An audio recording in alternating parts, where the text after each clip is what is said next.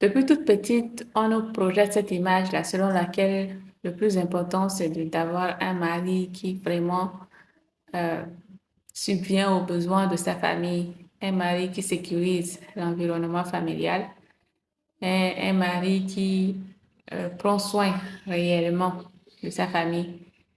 Mais moi-même ayant grandi, je pense que le plus important, c'est d'apprendre aussi aux petites filles et aux jeunes filles de prendre conscience d'une chose. Le, le mari ou bien le compagnon, la personne qui marche avec nous, il est important que la personne puisse prendre conscience de qui vous êtes réellement.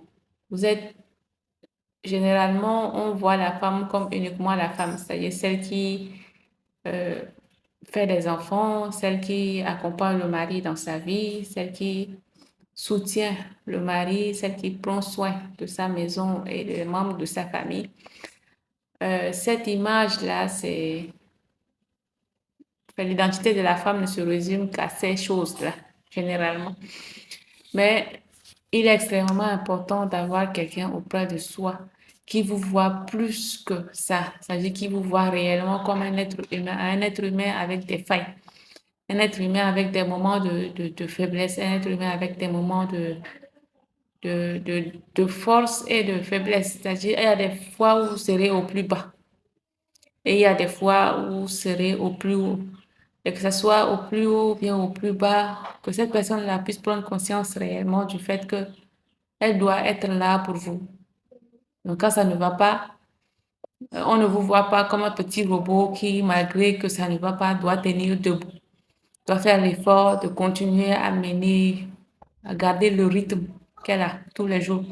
Non, il y a des saisons. Quand je dis saison, par exemple, si vous êtes enceinte, mais il y a des fois où vous rencontrez des difficultés personnelles dans votre vie, quelle que soit la manière dont vous expliquez à votre partenaire ne vit pas réellement ce que vous vivez dans votre tête, dans votre cœur, dans votre chair, en fait.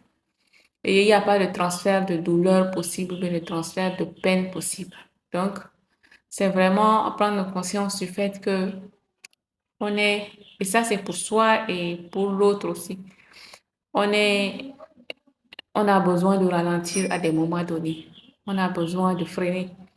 Et nous-mêmes, en tant que filles, on nous apprend qu'on doit foncer. Foncer, foncer. La femme, elle est forte, elle est capable, elle peut assurer à tout moment. Non, on n'assure pas à tout moment.